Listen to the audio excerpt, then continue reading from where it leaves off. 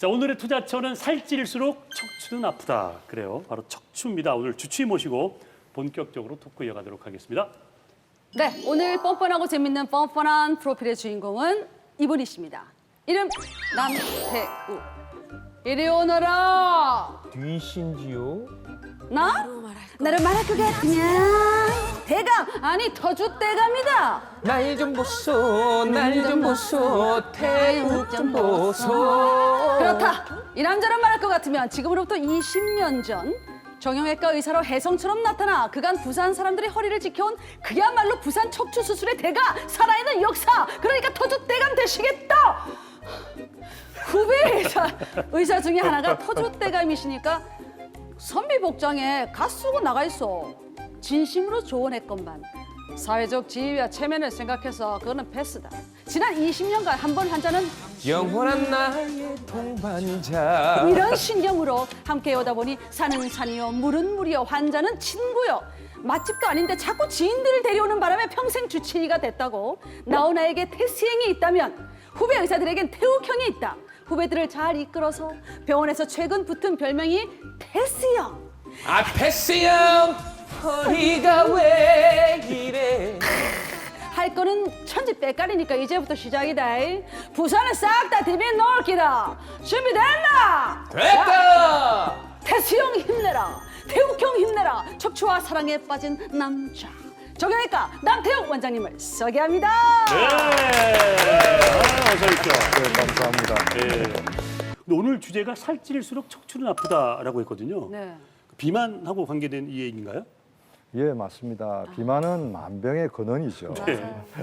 우리가 체중이 많이 증가되면 우리 허리에 가해지는 부담이 많이 증가되겠죠. 네. 그렇게 되면 척추 그리고 뼈와 뼈 사이의 물렁뼈에 가해지는 부담이 증가되는데 네. 그 주변을 버텨주는 근육이 상대적으로 이렇게 증가되면 음흠. 그 부담을 이겨내겠지만은 우리가 체중이 증가되면 그 근육이 담당하는 부위에 지방이 채워지게 되니까 상대적으로 약하게 되겠죠. 그렇죠.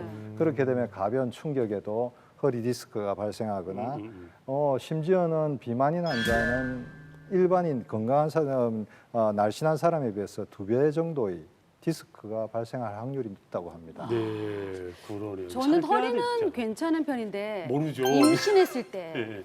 배가 나오니까 허리가 딱 아프더라고요. 그래서 허리 이렇게 임산부도 이렇게 잡고 다니잖아요. 그러니까 특히나 복부 비만 있으신 분들이 허리가 더 안 좋은 이유가 뭘까요? 금방 좋은 말씀하셨는데 네. 되게 복부 비만하고 임신하고 같은 맞아요, 배가 비슷한 나오니까. 효과죠. 네. 네. 이게 배가 앞으로 나오다 보면 허리에 많은 부담을 갖게 되죠. 그것처럼 체중이 앞으로 이렇게 쏠리게 되다 보면 네. 허리에 가해지는 부담이 훨씬 많습니다. 제가 참 안타까웠던 경우에는 그 복부 비만이 많이 있는 사람, 예전에 중학교 때 저한테 고등학교 때 이렇게 수술을 받고 10년이 지났는데 140kg가 돼서 나타난 겁니다. 도저히 다른 병원에서 이거 도저히 이거 수술을 할 수 없다고 했는데 다행히 겨우겨우 내시경으로 수술이 성공적으로 됐는데 네. 역시 비만은 허리 디스크의 큰 원인이 됩니다. 아니 어떻게 140kg가 어떻게 돼? 예, 기구가 디스크에 닿지를 않더라고요. 그렇죠. 예, 그것 때문에 엄청 고민했습니다. 그것 때문에 흰머리가 한 5개쯤 생긴 것 같습니다. 허리 디스크 이제 장시간 이걸 방치했다. 이 얘기 한번 좀 중요한 얘기니까 좀 더 이건 더 위험하니까 조심하라. 이 얘기 좀 해주셨으면 좋겠어요. 예, 우리가 지금 많은 분들이 허리 디스크는 보존적 치료, 약물 치료, 시술로서 치료를 하라고 강조를 많이 합니다. 네. 그런데 꼭 수술을 해야 되는 경우가 있습니다. 크게 신경이 마비가 돼서 발목에 힘이 없어서 보행에 장애가 있다든지 대소변, 자기도 모르게 이렇게 소변을 보기가 힘들다든지 자기도 모르게 소변이 이렇게 연세 드신 분 이렇게 흐르는 분들, 네. 그런 분들은 빠른 시간 안에 수술을 하셔야 됩니다. 네. 그래서 신경을 풀어줘야지만이 신경이 회복되고 나중에 후유증이 안 남게 되는 거와 마찬가지입니다. 우리가 중풍이 심하게 와버리면 치료를 아만 잘해도 이렇게 보행 장애가 되면 맞아요. 네. 장애가 남지 않습니까? 네. 그렇듯이 그 후유증이 남지 않도록 빠른 시간에 그 수술을 해야 되는 경우는 해야 되는 것이 네. 그렇기 때문에 검사가 필요한 겁니다. 맞습니다. 그 수술 말고 치료 뭐 다르게 하는 방법도 있나요? 예, 우리가 허리 디스크를 진단받으면 수술을 해야 되는지 두려움이 많이 맞아요. 있는 분들도 네. 계십니다. 여기저기 물어보기도 하고 이 병원 저 병원 다니기도 합니다. 네. 제가 이렇게 여러 오랫동안 치료를 해보니까 네. 척추 특히 허리 디스크는 한 90%는 수술을 하지 않고 나을 수 있습니다. 아. 가장 먼저 시행하는 게 우리가 누워서 안정을 하는 거죠. 네네. 쉬는 거죠. 안정을 해보고 도저히 안 되면 약을 좀 먹어보고, 그렇죠. 약을 먹어보고 안 되면 물리치료, 네. 물리치료 그 다음에 안 되면 플로로 주사라는 방법도 있고 신경 차단술 우리가 이렇게 뭐 신경에 스테로이드를 조금 섞어서 주사를 주게 되면 신경이 안정되고 디스크가 염증이 가라앉죠. 그래도 도저히 안 되면 아까 말씀드린 신경 성형술 같은 간단한 시술을 통해서 이렇게 디스크를 치료하게 됩니다. 네. 자, 그러면 그 나머지 10%는 수술을 해야 된다는 거잖아요. 어떤 예, 예. 경우에 합니까, 수술을? 수술을 해야 되는 경우는 우리가 신경이라는 것은 우리가 전선 케이블하고 똑같습니다. 네. 이렇게 케이블을 양쪽에서 이렇게 심하게 당기다 보면 겉은 피복은 멀쩡한데 안에 구리선이 다 끊어진 경우가 있죠. 그러게 되면 네네. 전기가 잘 안 통하게 안 되겠죠. 통하죠. 네.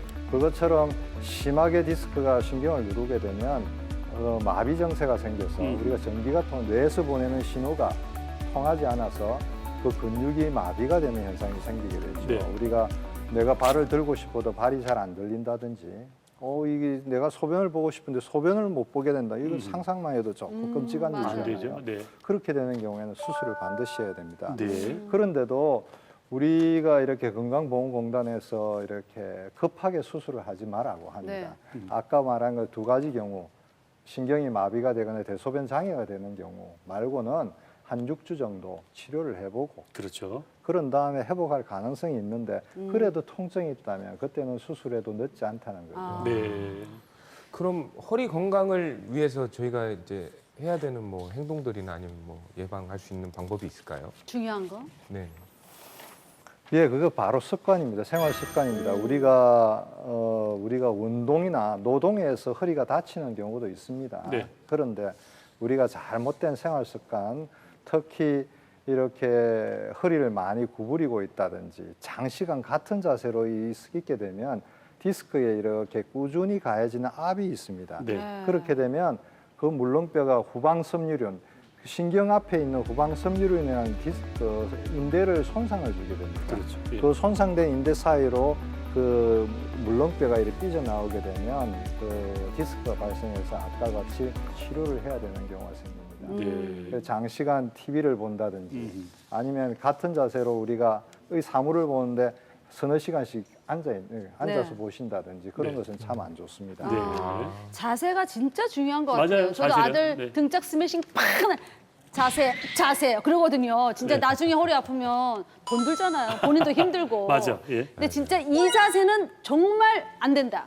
큰일 난다. 이런 최악의 자세 같은 거 있습니까?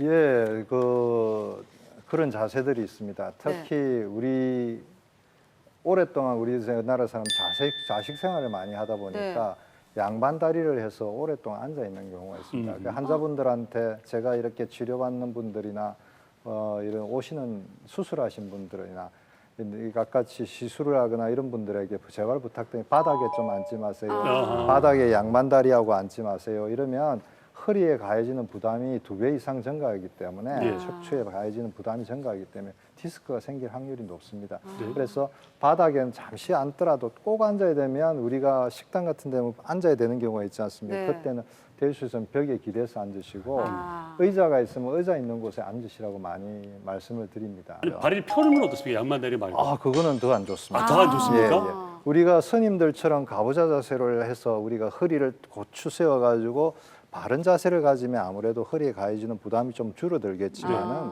우리가 일반인들이 그런 자세를 취하고 식사를 하기에는 좀 안 되죠. 네. 부처님 앉아 있는 것처럼 이렇게 하기가 식사하는 게 좀 힘들지 않습니까? 그러다 보니까 허리에 가해지는 부담이 많습니다.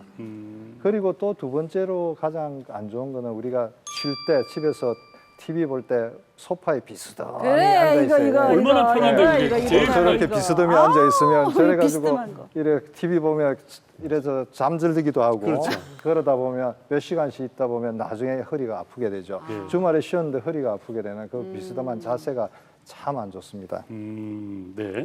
그리고 이렇게 이렇게 박수림 씨처럼 저렇게 의자 끝에 이렇게 살짝 걸터 앉는 경우 네.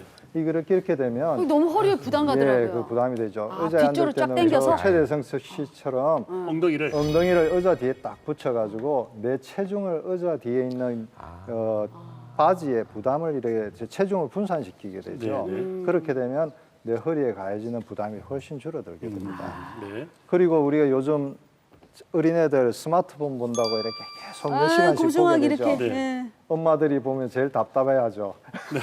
그 구부정한 미쳐요, 자세가 목하고 어깨뿐만 아니라 네. 네. 허리에도 많은 부담을 주게 됩니다. 그렇죠. 네. 요즘 현대인들의 스마트폰은 목하고 허리에는 최악의 결과를 주고 그렇죠. 있습니다.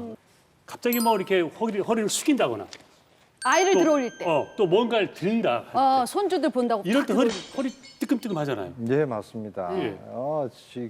가장 우리가 이게 아까처럼 우리가 나이가 들면 우리가 피부가 탄력이 줄어드는 것처럼 인대가 이렇게 약해지게 돼 있습니다. 때. 네. 그런데 이런 무거운 물건을 드는 순간 허리로 뻗쩍 이렇게 허리로 뻗쩍 들게 되면 안 돼요. 허리에 순간적으로 가해지는 충격이 크게 됩니다. 예. 그렇게 되면 갑자기 이러다가 뭐 아니면 맞아. 뭐 바닥에 가벼운 물건 줬는데 허리가 뜨끔했어요 이래가지고 허리가 틀어졌어요 오는 저한테 오는 경우가 있습니다. 네. 조금 나에게 부담이 되는 되게 우리가 중량물이라면 한 20kg 정도를 얘기합니다. 예. 그런 물건을 들 때는 먼저 허리를 힘을 딱 주고 네. 무릎으로 앉아서 앉아서 이렇게 그렇지, 올리라. 그렇지. 물건을 잡고 무릎으로 역도하듯이. 일어나는 하체랑 네. 같이 예, 써야 한다는 예, 얘기예요. 맞습니다. 그리고 나이 드신 분들이나 허리가 많이 안 좋으신 분들은 이 머리 감을 때 이렇게 세면대에 이렇게 굽혀서 이렇게 머리 감죠. 맞아요. 네. 숙여서. 그렇게 되면 허리에 많은 부담을 가게 됩니다. 네. 허리가 아플 때는 머리 감을 때는 서서 샤워하거나 네. 그죠? 서서. 샤워할 때. 예. 뭐 이렇게 환자분 같이 이렇게 허리가 진짜 안 좋은 경우에는 우리가 미장원 같은 데 누워서 하면 좀 네. 편하잖아요. 네네. 그런 것처럼 옆에 부인이나 음. 아니면 가족들이 이렇게 감겨주는 경우도 있는데 네. 그렇지 않은 경우는 세면대 앞에 의자를 두고 네. 우리 플라스틱 가벼운 오. 의자 있잖아요. 네네. 그걸 앞에 앉아서 이렇게 머리를 감으면 허리에 부담이 좀 적습니다. 그것도 방법이네요. 예, 네. 그렇습니다. 네. 그리고 또 이렇게 학생들이 우리가 보면 이렇게 무거운 가방 한쪽 어깨에 이렇게 들게 되면 아무래도 이게 부담을 줄이기 위해서 허리에 틀어지게 되겠죠. 그래서 척추 측만증뿐만 아니라 비정상적으로 가해진 압력에 의해서 허리 디스크가 생길 확률이 있습니다. 네. 한쪽 어깨 가방 매기 또 있습니까? 예, 저 요즘 아무래도 수능이 가까이 오다 보니 음. 학생들이 얼마나 피곤하겠습니까? 우리가 책상에 이렇게 피곤하다 보니 엎드려 장시간 잔다든지 꿀맛이죠. 많이 잤죠. 네. 그렇게 되면 목뿐만 아니라 네. 목이 돌아가서 이래 엎드리기 자기는 목뿐만 아니라 척추에도 부담을 주게 됩니다. 네. 그리고 이렇게 가끔 이래 엎드려서 자시는 분 있잖아요. 네. 엎드려서 주무시는 분들은 허리나 척추에 이래 좀 건강에 도움이 되지는 않아서 바로 누워서 자거나 아니면 옆으로 몰아 누워서 자는 것이 오히려 낫습니다. 네. 그리고 앉을 때 우리가 보면 이렇게 뭐 대부분 저는 다리가 꼬기가 잘 안 되는데 네. 네. 여성분들 같이 다리를 꼬고 이렇게 다리를 꼬고 이렇게 앉게 되면 이 많이들. 골반이 틀어지면서 허리에 많은 부담을 주게 됩니다. 그런 자세는 좀 피해야 될 것 다리 같습니다. 굽는 네. 거. 네. 근데 이게 아까 허리가 심하게 비틀어지는 뭐 척추가 측만이 됐던 뭐 한 경우가 몸속에 있는 장기까지 영향을 준다고 들었습니다. 예, 우리가 제가 척추 측만증도 치료를 하고 있는데 네. 척추 측만증의 경우나 나이가 들어서 척추 후만증, 꼬부랑 할머니가 이렇게 되시는 네, 분들 진짜. 척추가 이렇게 50도 이상이 휘게 되면 폐하고 심장을 압박하게 됩니다. 그렇죠. 그래서 폐 기능을 측정해 보면 폐 기능이 떨어지게 됩니다. 그리고 이렇게 꼬부랑 할머니처럼 여러 군데 나이가 들어서 물렁뼈가 닳거나 이렇게 압박골절이 생겨가지고 이렇게 구부러지면 아이고 네. 선생님 이걸 먹으면 소화가 안 돼 이렇게 많이 그래. 연기 너무 호소하시는데 잘하시네요. 너무 자연스러웠어요. 깜짝 놀랐네. 다음에 장수극장 같이 함께 하시죠. 그만큼 많이 외래에서 이런 분들을 보셨다는 거잖아요. 그렇죠. 네. 그렇게 소화가 되면 이게 공간이 장이 있을 공간이 이렇게 부족하게 되니까 그 그래서. 음식을 많이 못 드시고 소화에 장애가 생기게 되는 겁니다. 네. 그렇구나. 그러니까 이렇게 나이 들면 피부도 푸석해지고 머리카락도 푸석해지고 이러잖아요. 예, 근데 예. 디스크도 푸석해진다 이런 얘기 있던데 그거 진짜예요? 예, 푸석해지긴 맞습니다. 합니다. 그렇습니까? 예, 예. 디스크는 우리가 많은 수분을 많이 함유하고 있습니다. 네. 80% 이상의 수분을 함유하고 있습니다. 네. 그런데 우리가 나이가 들면 우리가 피부에 탄력이 떨어지는 것처럼 특히 또 제가 환자분들에게 많은 비유를 하는 것이 말랑말랑한 젤리 있잖아요. 네. 금방 깠을 그러면 말랑말랑하고 얼마나 맛있고 씹기가 좋아요. 네. 그게 이렇게 공기 중에 넣어지면 딱딱해지잖아요. 줄어들고. 예, 네. 그것처럼 우리 물렁뼈가 나이가 들면 수분이 빠져나가지고 딱딱하게 됩니다. 그러면 주변에 뼈에도 영향을 주고 움직일 때 이렇게 충격을 흡수하지 못하니까 허리에 가해지는 통증이 많아지는 겁니다. 그래서 금방 조금 바닥에 잠시 앉았는데 일어서는데 허리를 펴기 힘드네. 그건 아니시죠? 진짜 잘하시네요.